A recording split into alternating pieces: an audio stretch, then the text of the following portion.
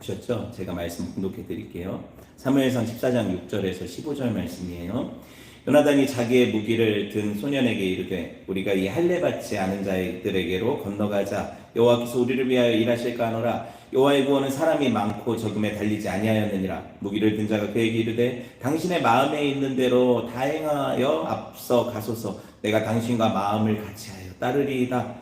요나단이 이르되 보라 우리가 그 사람들에게로 건너가서 그들에게 보이리니 그들이 만일 우리에게 이르기를 우리가 너희에게로 가기를 기다리라 하면 우리는 우리가 있는 곳에 가만히 서서 그들에게로 올라가지 말 것이요 그들이 만일 말하기를 우리에게로 올라오라 하면 우리가 올라갈 것은 여호와께서 그들을 우리 손에 넘기셨음이니 이것이 우리에게 표징이 되리라 하고 둘이 다 블레셋 사람들에게 보임에 블레셋 사람이 이르되 보라 히브리 사람이 그들이 숨었던 구멍에서 나온다 하고 그 부대 사람들이 요나단과 그의 무기 든 자에게 이르되 우리에게로 올라오라 너희에게 보여줄 것이 있느니라 한지라. 요나단이 자기의 무기를 든 자에게 이르되 나를 따라 올라오라 여호와께서 그들을 이스라엘의 손에 넘기셨느니라 하고 요나단이 손발로 기어 올라갔고 그 무기를 든 자도 따랐더라. 블레셋 사람들이 요나단 앞에서 엎드려짐에 무기를 든 자가 따라가며 죽였으니 요나단과 그 무기를 든 자가 반나절가리 땅 안에서 처음으로 쳐 죽인 자가 20명가량이라. 들에 있는 진영과 모든 백성들이 공포에 떨었고 부대와 노략군들도 떨었으며 땅도 진동하였으니 이는 큰 떨림이었더라.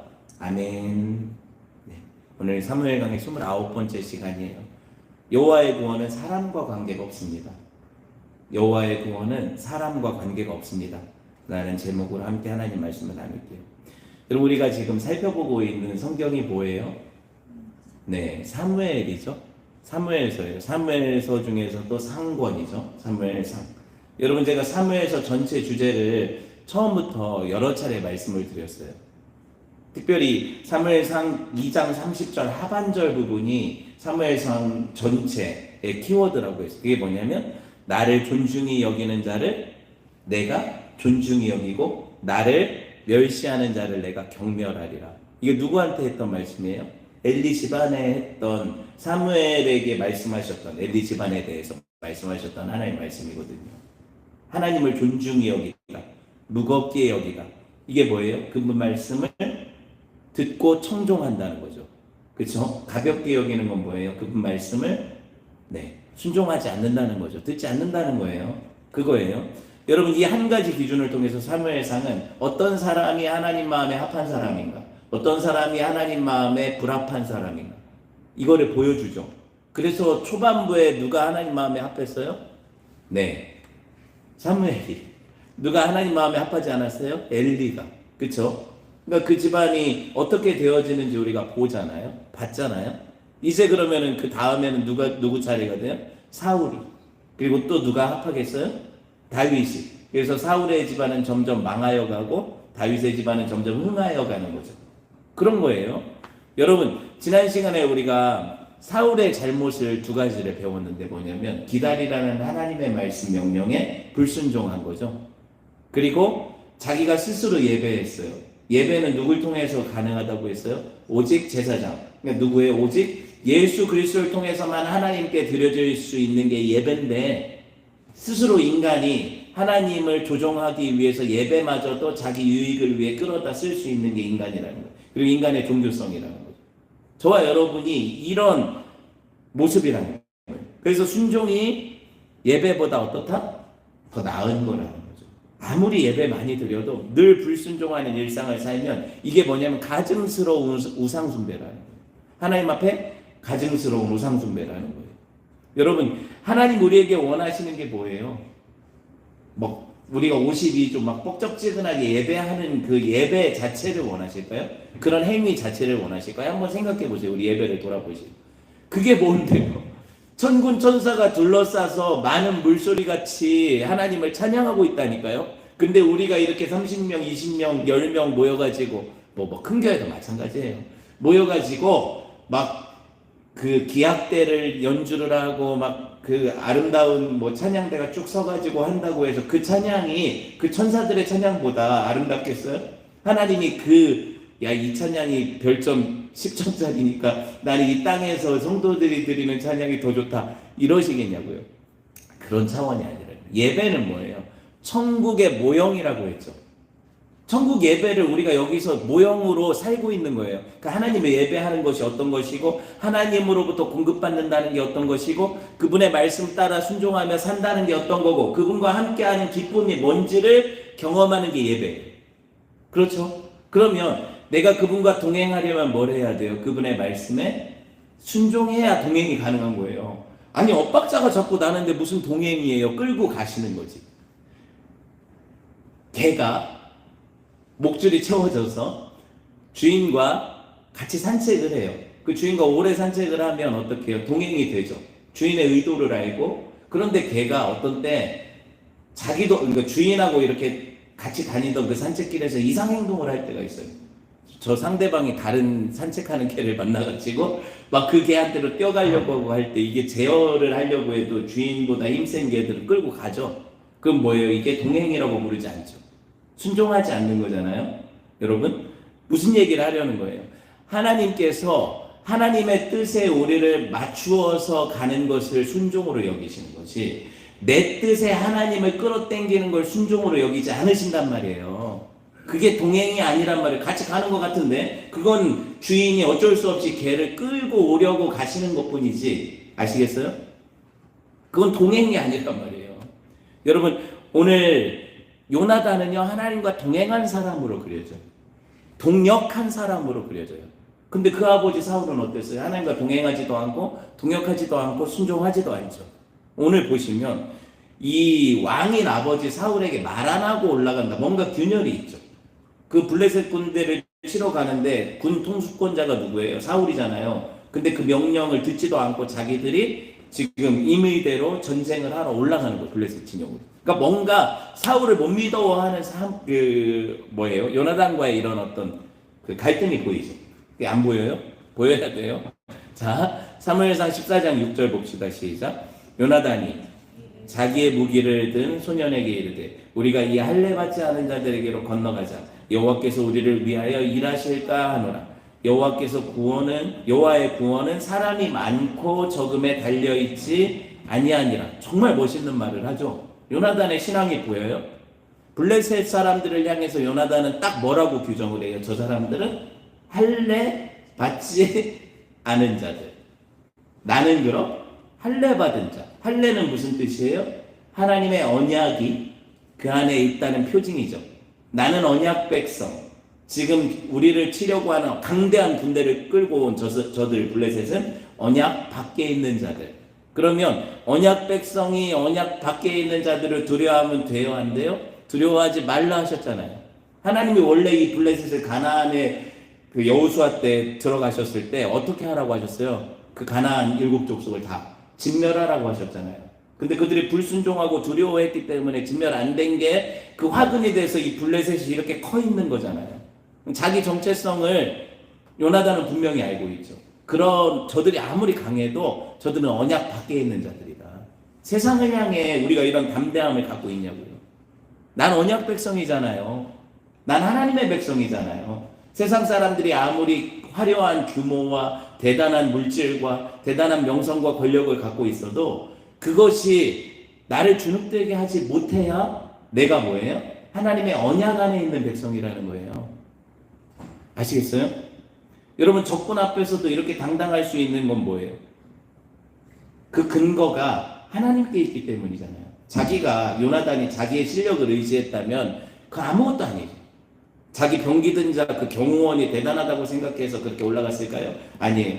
이 요나단의 고백을 보세요. 하나님께서 우리를 위하여 일하실까 하노라. 그리고 하나님 어떤 분이시다? 사람의 숫자에 따라서 지고 이기시는 싸움 하시는 분이 아니라는 거예요. 이 고백이 있냐고요, 우리가. 감히 요나단의 이 신앙이 얼마나 제가 멋지다고 생각하냐면 하나님을 이용하려 하지 않아요. 내가 싸우면 하나님 무조건 나를 따라오셔서 나를 도우셔야 돼 이렇게 생각하지 않아요. 그 말이 뭐라고 해요? 우리가 이 할례 받지 않은 자들에게로 건너가자. 여호와께서 혹시 우리를 위하여 뭐래요? 일하실까 하노라. 그럼 일하시지 않을 수도 있다는 상황을 가정하는 거죠. 자기들이 그렇게 용기를 내서 믿음으로 싸우러 가도 죽을 수도 있다는 거예요. 하나님이 안 도우셔도 할 말 없다는 거예요. 왜? 우리는 하나님을 위해 가는 거 맞아요. 그죠? 하나님 영광을 위해 싸우는 거 맞아요. 하지만 하나님이 항상 우리를 그때마다 도우셔야 될 의무가 있어요, 없어요? 그건 아니죠. 왜냐면 하나님이 주권자시잖아요. 내가 가니까 하나님 따라오셔서 싸우셔야 되냐고요. 우리가 얼마나 신앙을 잘못 알고 있어요. 요나단이 우리한테 가르쳐주죠. 하나님이 그렇게 하실까 하는 거지 그렇게 안 하셔도 할 말 없다는 거예요. 근데 우리 믿음은 어때요? 그렇게 우리가 주를 위해 헌신하면 하나님 나 도우셔야 된다는 거죠. 무조건 하나님이 이거 해셔야 된다는 거죠. 하셔야 된다는 거잖아요. 잘못됐죠. 그러지 않으셔도 어떡해요? 심지어 올라가서 자기 목숨이 거기서 이뤄진다 하더라도 하나님의 주권을 침해하지 않아요. 여러분 이 고백에서 하나님 경외함을 배워야 돼요. 우리가 늘 이래라 저래라 할 위치에 있는 사람들이 아니라니까요. 우리 기도를 보시면 우리 기도가 늘 그래요. 하나님 이렇게 하셔야 돼요. 저렇게 하셔야 돼요. 하나님의 주권이 어디 있어요? 우리가 주인이지. 우리 주권이잖아요. 하나님 내가 이걸 원하는데 하나님 이렇게 해주셔야 돼요. 그러면 누가 주인이에요? 여러분 요나단이 뭐라고 고백하냐면 구원은 사람의 많고 적음에 달려있지 않다 이런 고백을 하거든요. 반면에 그 아버지, 제가 이제 반면 교사로 요나단을 사용하는 성경을 지금 캐치를 했으니까 얼마 전에 사울이 한 일을 뭐냐면 사람들이 뽑혀가지고 3,000명이라는 상비군이 딱 조직이 됐을 때 되게 뿌듯했단 말이에요. 그런데 블레셋이 침공을 하죠. 그러니까 이제 그들을 데리고 싸우려고 하는데 그 3,000명이 자기에게서 어떻게 해요? 두려우니까 자꾸 그 군대가 흩어져서 이탈하죠. 그때 그 상황에서 사울이 그걸 면하려고 사람들을 못 흩어지게 하려고 하는 게 뭐예요? 갑자기 하나님을 기다리지 않고 번제를 드리는 거잖아요. 그럼 사울의 의도는 뭐예요? 더 많은 사람들이 있어야 이 싸움에서 이기는데 자꾸만 사람들이 빠져나가니까 질 것 같은 거예요. 뭘 의지하는 거예요? 군대의 숫자를 의지하고 있잖아요. 뭐가 다른지 아시겠어요? 요나단과 사울의 이 차이를? 이걸 보셔야 돼요. 사람의 세력과 숫자와 그 군대의 사기를 생각하고 있잖아요. 자꾸 두려워하고 자꾸 떨니까 예배 한번 제대로 드려가지고 으쌰으쌰해서 영적으로 부흥을 일으켜서 한번 싸워보자 이거죠. 근데 그건 뭐예요? 하나님을 수단으로 이용하는 거죠. 하나님을 수단으로 이용하는 거잖아요. 약속을 의지하는 것과 하나님을 수단으로 이용하는 것은 비슷한 것 같아도 완전히 결이 다른 거예요. 완전히 결이 다른 거예요. 오늘 본문에 보면 요나단은요. 사울의 반면교사라니까요. 요나단의 말에 지금 병기든 소년이 사실은 자기 목숨 걸고 가는 거잖아요. 나 보디가드로 임명돼서 사실 왕의 아들의 보디가드니까 왕자의 어떻게 보면 가장 최측근이에요. 되게 좋았을 거예요. 그렇게 임명장 받았을 때는. 그런데 이 왕자가 이렇게 무모할 줄은 몰랐죠. 아니 자살 특공대도 아니고 블레셋 군대 단 둘이 그것도 무기도 자기가 들고 있고 요나단은 뭘 들고 가는지 써있지도 않아요. 그죠? 그런데 요나단이 가재요. 자기는 어떻게 선택권이 없어요. 그런데 사실 도망가면 도망가죠. 요나단도 도망갈 수도 있잖아요. 그런데 뭐라고 고백을 해요? 같이 가겠다. 한 마음으로 같이 가겠다 이런 고백을 하거든요. 제가 하고 싶은 말이 뭐냐면 불신앙도 전염성이 있지만 여러분 신앙도 전염성이 있어요. 우리가 믿음으로 결단하고 하나님 앞에서 약속 붙잡고 살잖아요. 주변에서 이런 사람들이 점점 늘어나요. 근데 우리가 반면에 약속을 무시하고 하나님을 의지하지 않고 살잖아요. 그럼 교회도 우리 주변에 있는 사람도 다 영향받아요. 그렇게 못 살게 되는 거예요. 여러분 우리가 어떤 사람인가요? 오늘 14장 8절 10절 봅시다. 시작. 요나단이 이르되 보라 우리가 그 사람들에게로 건너가서 그들에게 보이리니 만일 우리에게 이르기를 우리가 너희에게로 가기를 기다리라 하면 우리는 우리가 있는 곳에 가만히 서서 그들에게로 올라가지 말 것이요 그들이 만일 말하기를 우리에게로 올라오라 하면 우리가 올라갈 것은 여호와께서 그들을 우리 손에 넘기셨음이니 이것이 우리에게 표징이 되리라 하고 그랬죠. 마치 기드온 때를 방불하는 것 같아요. 기드온이 무슨 시험을 했어요? 하나님의 뜻을 물으려고? 양털을 시험했잖아요. 양털 시험을 했잖아요. 하나님이 하나님의 뜻이 어디에 있는가를 알고 싶어서 양털 시험을 했는데 하나님을 시험하는 것은 제가 그때도 분명히 말씀드렸지만 옳지 않다고 얘기를 했죠. 맞죠? 그렇죠? 하지만 우리가 우리의 실상을 보면 믿음이 약해요, 강해요? 늘 믿음이 약하잖아요. 우리가 표징을 구해요, 안 구해요? 우리 인생은 실상은 표징을 구한단 말이에요. 이게 하나님 뜻이라면 하나님 일이 이렇게 진행되는 걸 보여주십시오. 그럼 내가 믿음으로 이렇게 달려가겠습니다. 우리가 믿음이 약하기 때문에 그렇거든요. 그럼 하나님은 응답을 주시죠. 응답을 주신단 말이에요. 만약에 그것이 하나님 내가 이렇게 할 때 하나님의 뜻인 줄 알겠습니다 했는데 그대로 응답되면 내 믿음이 견고해져야 안 견고해져? 믿음이 더 강해지잖아요. 그리고 그 확신에 따라 가잖아요. 그게 우리 약한 인생이라니까요. 그건 부정할 수가 없잖아요. 잘했다는 게 아니라. 그런데 이 부분에서 요나단과 기드온의 차이는 뭐냐면 기드온은요 이미 약속 받았다니까요. 기드온은 하나님이 이미 나타나셔서 미디안 군대와 싸우라고 하셨고 그들을 네 손에 넘겨주겠다니 약속하셨다니까요. 그런데도 시험한 거잖아요. 기드온이 그렇게 양털 시험한 것은 그렇다니까요. 그런데 오늘 요나단은 지금 약속받은 건 아니죠. 자기가 올라가려고 하는데 하나님 만약에 하나님 뜻이라면 저 사람들이 나를 올라오라고 하면 그게 하나님 뜻인 줄 알고 싸우겠습니다 할 때 자기 목숨을 거는 거예요. 하나님을 향한 믿음 가지고. 그러니까 뭔가 다르긴 하죠. 지금 미디안하고 싸웠던 기드온과 요나단의 이 믿음의 차이가 있단 말이에요.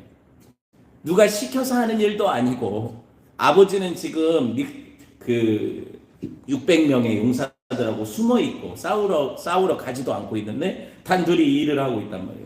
이 믿음에 자기 목숨을 걸 수 있냐는 거예요. 그러니까 이 믿음의 용기가 여러분 그냥 말로 나는 믿음이 있습니다. 나는 믿음으로 살겠습니다 해서 되는 게 아니라 우리의 삶의 결단으로 나타나요. 행동으로 나타나고 선택으로 나타나요. 그러니까 믿음을 속일 수가 없다니까요. 내가 믿음대로 산다는 건 뭐예요? 말씀대로 순종하고 선택하고 결단하고 간다는 거. 그게 손해가 될지라도 그게 나에게 어려움이 될지라도 그게 믿음으로 사는 거잖아요. 여기 보시면 블레셋과의 대치 국면에서 사울은 숨어 있는데 요나단은 믿음의 결단을 하죠. 그리고 나 사울한테 말도 안 해. 왜냐면 아버지가 당연히 못 가게 할 거 아니에요. 왕자인데 싸우러 이게 말이 되냐?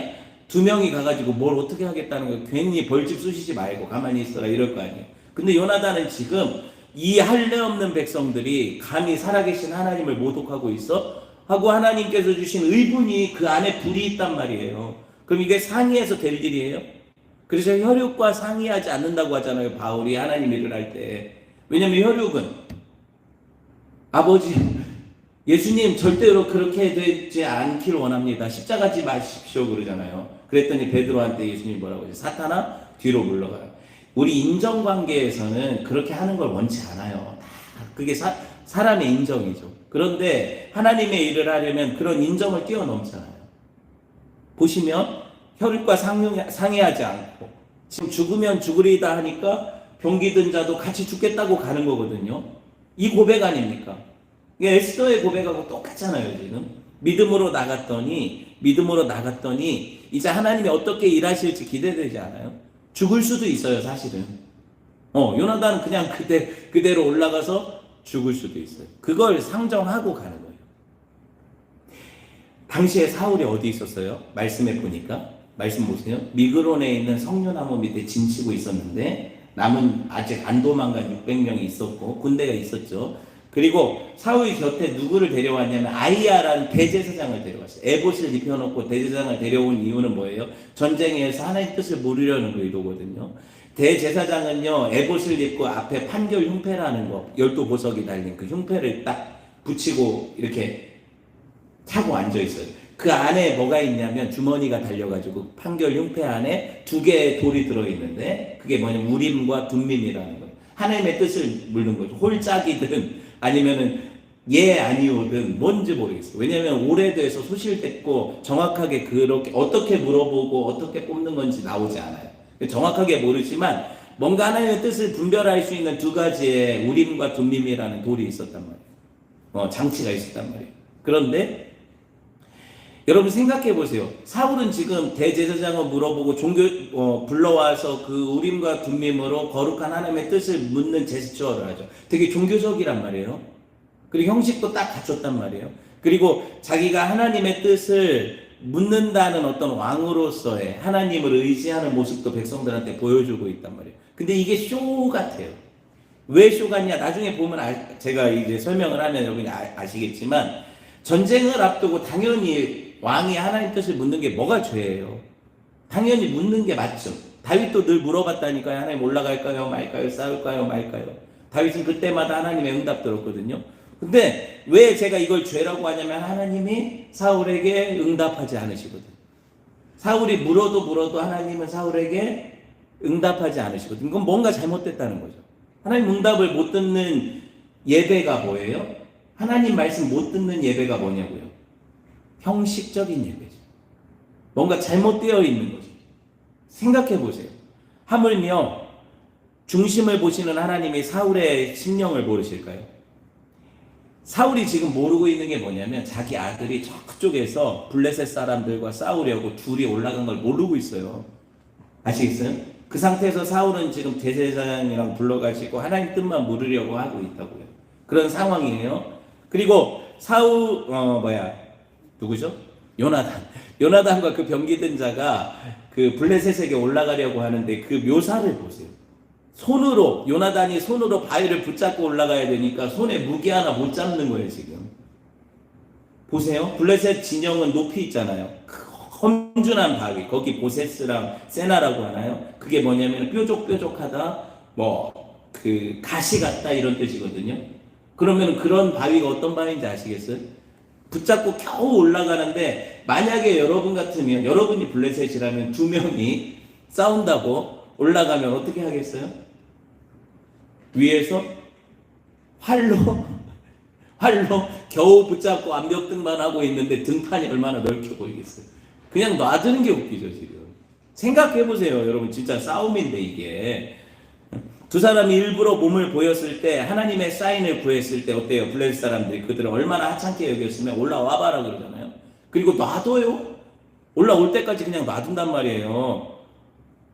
제가 이 모습을 보면서 이게 또 제가 기드온이랑 자꾸 너무 이게 오버랩이 되더라고요. 기드온 때랑 너무 닮은 게 뭐냐면 그 사람들이 하는 말이 이 사람들이 이제 굴에서 나와서 막 올라온다 이렇게 얘기를 하잖아요. 보라 히브리 사람들이 그들이 숨었던 굴에서 나온다 이렇게 얘기를 하잖아요. 비웃는 거거든요.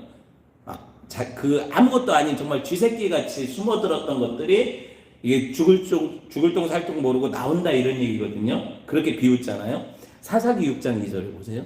보시면 그 기드온 시대에 미디안 사람들이 이스라엘 향해 하는 말이에요. 봅시다. 미디안이 손이 이스라엘 이긴지라 이스라엘 자손이 미디안으로 말미암아 산에서 웅덩이와 굴과 산성을 자기들을 위하여 만들었습니다. 산굴로 숨어들었죠 이스라엘이. 이런 상황이 너무 비슷하죠. 기드온은 심지어 밀을 타작하기 위해서 어떻게 했어요? 포도주를 짜는 틀로 몰래 밤에 한밤중에 눈을 피해서 가서 사사인데도 그 사람이 밀을 수확하잖아요. 물론 그때는 사사가 아니었지만 어찌됐든 뭐냐면 겁 많고 두렵고 정말 아무것도 아닌 존재들로 히브리인들이 비춰지고 있어요. 그렇죠? 그리고 다시 본문을 보면 12절 그 부대 사람들이 요나단과 그의 무기든 자에게 이르되 우리에게로 올라오라 너에게로 보여줄 것이 있다. 이게 응답이에요 아니에요? 응답이잖아요. 올라오라고 하면 하나님이 블레셋 사람들을 그들의 딱 둘인데 그들의 손에 넘기셨다는 증표라고 했죠. 요나단이 그렇게 기도했고 그게 응답이라는 걸 알았고 그 응답이라는 걸 확신했을 때 요나단이 뒤도 안 돌아보고 어떻게 해요? 맨손으로 바위를 잡고 올라가는 거예요. 이게 믿음이라는 거예요. 하나님의 응답이 있다고 약속이 있다고 믿고 그가 그를 신뢰 암벽 등반이라도 한번 해보셨어요 혹시? 힘들어요 안 힘들어요? 예? 싸우러 가야 돼요 지금. 전쟁하러 가야 돼요. 그것도 중과 부족의 수많은 사람들하고 싸워야 돼요. 근데 이미 바위 올라가느라고 뭐 하고 있어요 이 사람들은? 힘 다 빼놓고 있잖아요. 하나님의 싸움이에요. 왜 하나님이 이 대적과의 싸움에서 이미 우리 힘을 다 빼놓으실까요? 내 힘으로 할 수 없다는 걸 알게 하시기 위해서예요. 아시겠어요? 암벽 등반하듯이 올라가는데 아까도 제가 얘기했지만 쏴서 떨어뜨려도 되는데 그 사람들이 얼마나 하찮았으면 얼마나 볼 때 하찮았으면 그냥 놔뒀을까요? 올라오게. 저것들이 뭔데? 애들 둘이 오네? 칼 하나 딸랑 그 병기든 자가 가지고 있고 저건 맨손이네? 말씀 보면 어떻게 해요? 요나단이 엎드려뜨리면 어떤 사람을 넘어뜨리면 뒤에 병기든 자가 그 사람을 칼로 찔렀대. 요나단은 그럼 손에 칼도 없었다는 얘기예요. 사람들이 얼마나 하찮았으면 그냥 놔뒀을까요? 올라와 봐라. 옛날에 옛날에가 아니라 앞으로 미래적으로 해요. 이 사무엘 시점에서 보면 골리앗이 이스라엘 욕하면서 야, 니네가 나를 무슨 개로 알고 막대기 들고 나오냐 뭐 이런 식으로 놀리듯이 아주 하찮게 본다면 애를 보내냐 뭐 이런 식인 거죠. 지켜보다가 보니까 블레셋 사람들이 진영은 어느 정도 떨어져 있고 몇 사람이 이제 와서 그 광경을 보고 있는데 딱 올라와서 요나단과 싸우는데 그 앞에 한 사람이 이길 것 같았는데 힘없이 요나단한테 쓰러지고 죽어요. 이런 일이 벌어졌는데 두 번째 사람은 이기겠지 했는데 또 두 번째 사람이 달려들었는데 요나단이 또 넘어뜨리고 병기 든 자가 그 사람을 죽여요. 이게 언제까지 일이 일어나냐면 여기 보시면 소 한 마리를 반나절 가리할 땅, 여기 반나절 가리할 땅이라고 써있죠. 영어로는 한 에이커가 뭐예요? 4,000제곱미터거든요. 4,000제곱미터. 그런데 그 한 에이커가 무슨 뜻이냐면 소 한 마리 끌고 쟁기질을 해서 사람 하나가 갈아엎을 수 있는 땅의 넓이가 에이커예요. 그러면 반 에이커죠. 반나절 동안 일해서 갈아엎을 수 있는 땅이니까.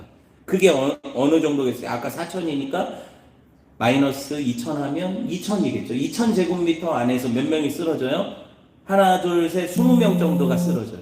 20명을 이겨버리는 거예요. 요나단하고 병기든 자가. 그럼 2,000에이커, 반 에이커, 2,000m. 한 100m 가면서 한 명씩 죽여가는 거예요. 계산을 해보면 그렇죠. 그렇다는 거예요. 제가 뭐 숫자는 약하니까 제 계산이 틀렸으면 나중에 정정해 주시고 어쨌든 그렇게 싸우고 이겨가니까 야 웬걸 처음에 사람들이 막 놀면서 뭐 먹으면서 구경했을 거예요. 아 이거 저거 언제 쓰러지나 보자 언제 죽나 보자 그랬는데 수명이 다 죽는 거예요. 그럼 이 블레셋 이 선발대에 있는 부대가 동요가 일어나죠. 큰일 났다 이거 무슨 저 헤라클레스도 아니고 아킬레스도 아니고 무슨 전신이 강림했냐 어떻게 저렇게 싸움을 잘하냐 이런 거예요. 난리가 났죠. 그럴 때 어떤 일이 벌어졌어요? 하나님께서 그들에게 두려움을 임하게 하시니까 그 진영에서 공포가 일어나요. 이게 여호와의 전쟁의 특징이거든요. 하나님의 두려움으로 그 진영을 덮으시니까 그들이 완전 혼비백산해가지고 자 개역개정에 보면 여기 큰 떨림이라고 되어 있는데 여기 개역개정 성경에 그 숫자 각주 표시가 있어요. 각주에 보면 여호와께서 하나님께서 떨리게 하셨다 이렇게 되어 있어요. 큰이 엘로힘이거든요. 그러니까 하나님께서 떨리게 하셨다는 거예요. 그렇게 되고 우리가 알기로 이 떨림은 언제 일어난다? 하나님께서 싸우실 때 일어난다. 그게 언제? 여호수아와의 그 첫 번째 성인 여리고성 무너뜨릴 때 하나님 큰 떨림을 주셨죠. 아이성과의 전쟁에서도 아간의 사건 이후에 또 큰 떨림을 주시고 이기게 하시고 이런 전쟁의 과정들을 겪었으니까 이 전쟁이 지금 누구에게 속한 전쟁이라는 거예요? 하나님께 속한 전쟁이라는 거 보여주시는 거예요.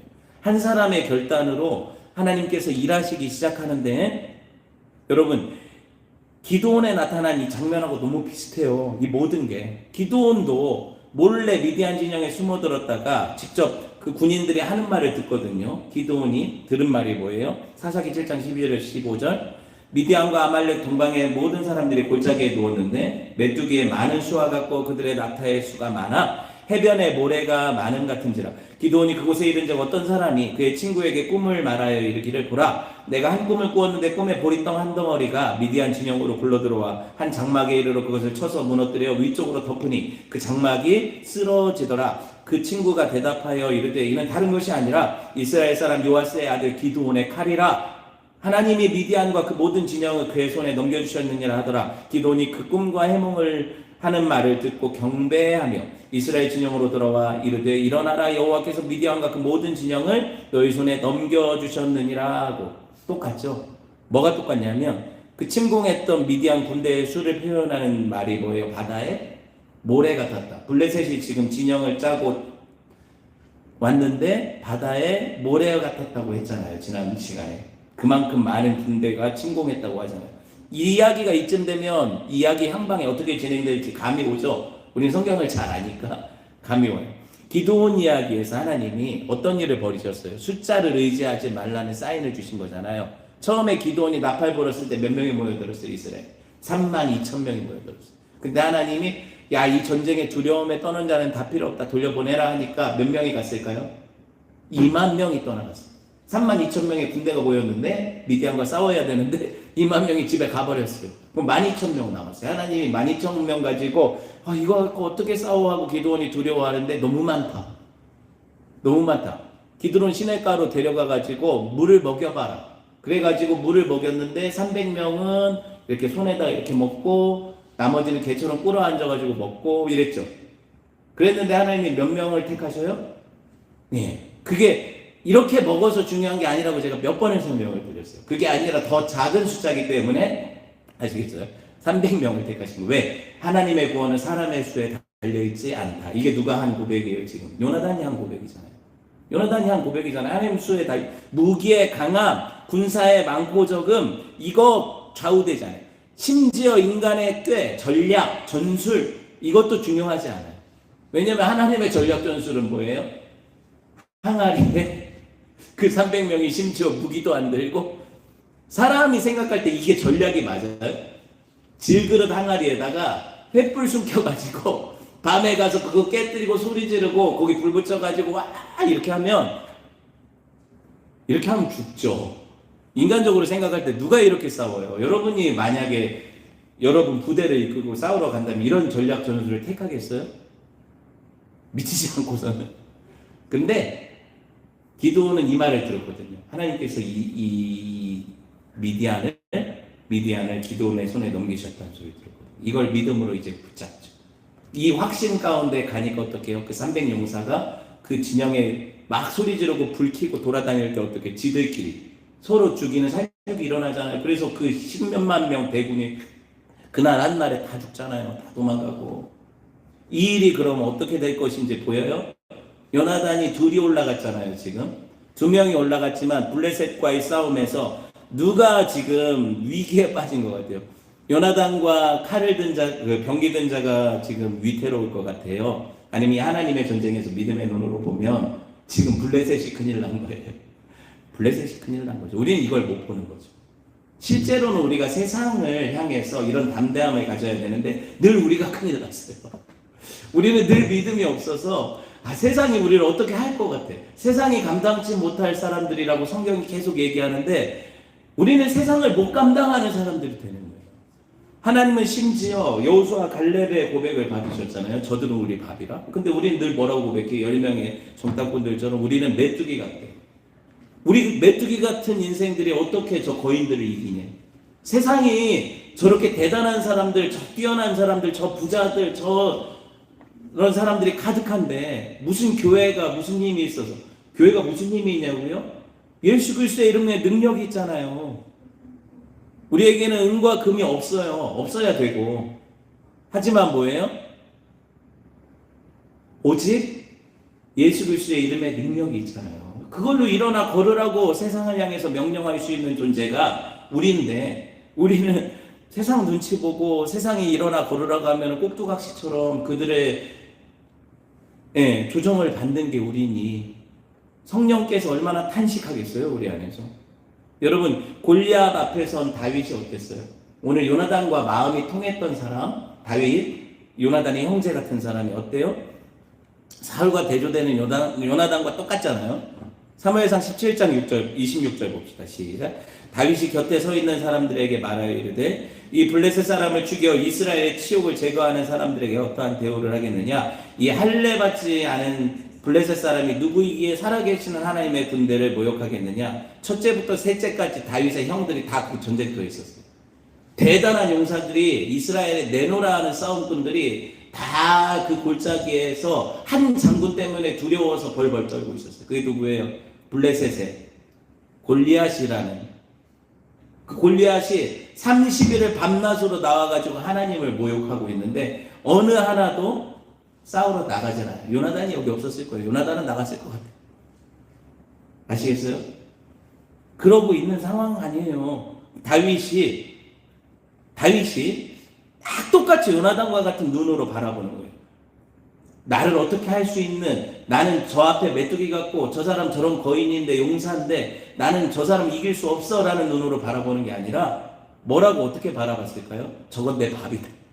감히 살아계신 하나님을 못 얻게? 저 할례 없는, 똑같이 얘기하거든요. 이 할례 없는 블레셋 사람이 감히 하나님을 모독해? 자기 정체성을 알았어요. 왜 성도가 성도답게 못 사는지 아세요? 자꾸 정체성을 잃어버려요. 내가 누구인지 알아야 돼요. 내가 어떤 사람인지 알아야 돼요. 세상에서 비교의식 때문에 하나님 주신 정체성을 자꾸 잃어만 가는 게 여러분 성도의 부르심이 아니에요. 우리는 세상과 맞짱 뜨는 사람들이라고 배웠잖아요. 근데 뭘 맞짱을 뜨고 있어요? 두려움에 떨면서 굴에 숨어들었죠. 그런데 이제 굴에서 나와야죠. 바위를 기어 올라야 돼요. 하나님 의지해서 싸워야 돼요. 숫자와 전략과 대단한 무기가 하나님을 이기지 못해요. 살아계신 하나님을 이기지 못해요. 우리가 의지하는 것이 그런 것들이 아니거든요. 혈과 육에 대한 싸움이 아니거든요. 그렇죠? 우리가 왜 근데 혈과 육으로 싸워요? 자꾸 왜 돈으로 싸우고 왜 우리 명예로 싸우고 권력으로 싸우고 인맥으로 싸워요? 그 세상의 싸움이죠. 우린 기도로 싸워야죠. 말씀으로 싸워야죠. 어떻게 싸울 거예요? 자기를 향해서 살아계신 하나님의 군대라고 보고 있어요, 다윗은. 우린 살아계신 하나님의 군대고요. 저건 할례 없는 백성이에요. 근데 이 정체성이 뚜렷하지 않으면 저 사람이 살아계신 하나님의 군대처럼 보인다니까요. 내가 메뚜기라니까요.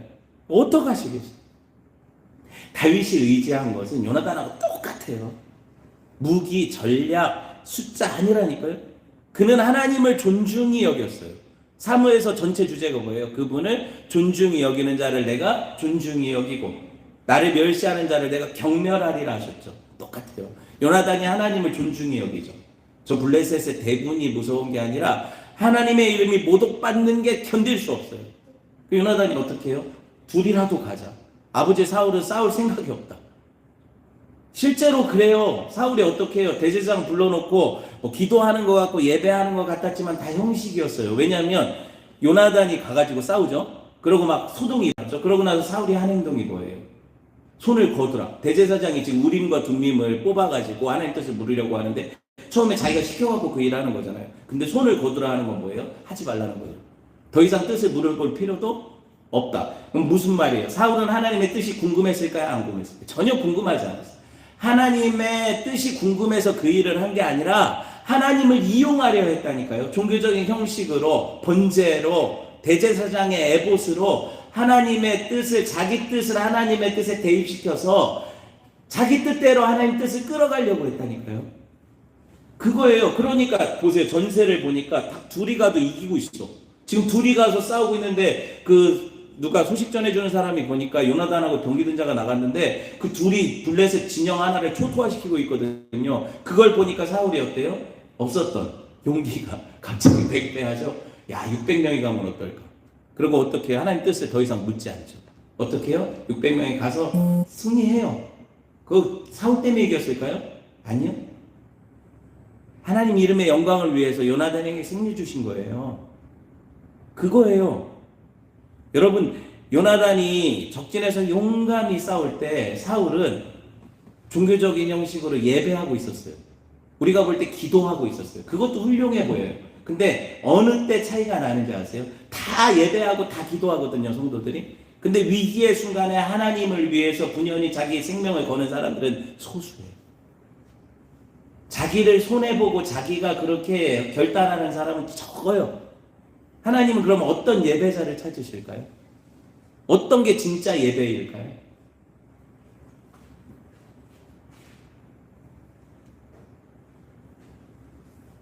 심지어 이 아이야라는 대제사장 사울이 데려다 쓰는 이 사람이 누구라고 소개되고 있어요? 사무엘상 14장 3절 볼까요?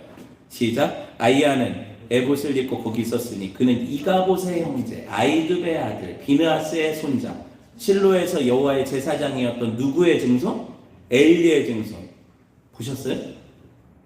엘리의 집안은 어떻게 하나님으로부터 버림받았는데 사울은 여전히 그 영권을 믿고 그 능력이 있다고 생각하고 그 대제사장이라는 직분이 있으니까 직분을 의지하면서 그 사람을 통해서 뭔가 축복받으려고 했단 말이에요. 뭔가 단추가 잘못 깨지고 있죠, 지금. 잘못 깨지고 있잖아요. 그리고 사무엘상 14장 18절에 보면 사울이 아이야에게 이르되 하나님의 궤를 이리로 가져와라 하니 그때 하나님의 궤가 이스라엘 자손과 함께 있습니다. 이거는 70인경에 보면 괴라고 안 돼 있고 에봇이라고 돼 있어요. 그러니까는 하나님의 괴는 원래 블레셋 때 뺏겼다 기럇 여아림에 머물고 있었잖아요. 나중에 다윗이 왕이 돼가지고 가지고 올 때까지는 거기 있었으니까 괴를 가져온 제 물을 엎어버렸어요. 괴를 가져온 것은 아닌데 어쨌든 에봇을 통해서 종교적인 형식을 빌어서 이렇게 예배하고 기도하면 하나님은 어르고 달래서 자기 승리를 도우실 거라고 생각했다는 거예요. 이게 뭐예요? 우리의 신앙생활이 대부분 이렇다는 거예요. 내가 11조 잘하고 주일 예배 잘하고 봉사하고 부르짖어 기도하면 하나님이 모든 것들을 통해서 나를 도우실 거라는 생각을 하는데 내가 하나님께 순종할 자세가 없어. 나 우상 숭배하는 거예요. 나 섬기는 거예요. 나를 섬기고 있는 거예요. 사울이 그랬잖아요. 딱 보이죠? 이 행동에서. 사울은 하나님을 의지한 게 아니었어요.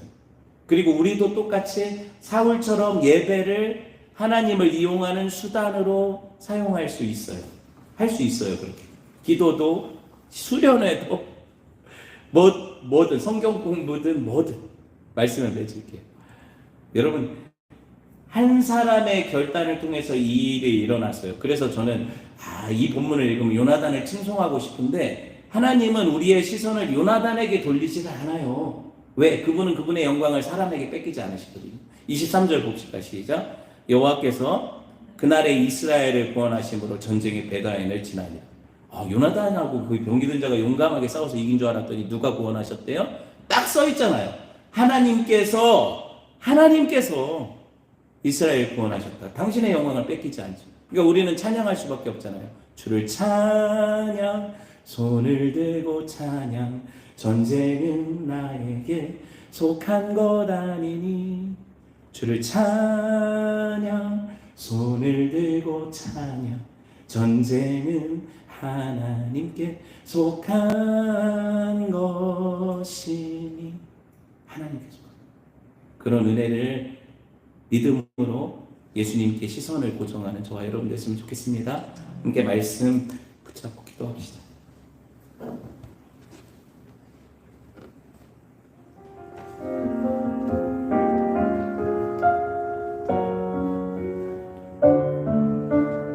하나님, 우리의 모든 시선을 주께로 돌리고 살아계신 하나님을 바라게 하옵소서. 이제는 우리를 위해 싸우시는 용사이신 주 예수 그리스도의 은혜, 하나님 아버지의 아들을 우리를 위해 내어주신 그 사랑하시고 성령의 감화 감동 내주 교통 충만하심의 역사가 하나님의 구원이 사람에게 달리지 않았다는 사실을 깨닫고 하나님만 바라보기로 결단하는 성도들을 위해, 교회 위에 이제로부터 영원토록 함께 계실지어다. 아멘.